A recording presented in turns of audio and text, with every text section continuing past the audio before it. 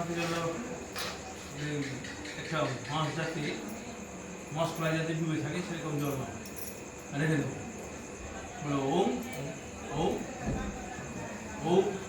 নমো তদ্বিষ্ণু নমো তদ্বিষ্ণু নমো তদ্বিষ্ণু নমো তদ্বিষ্ণু আবার জন্য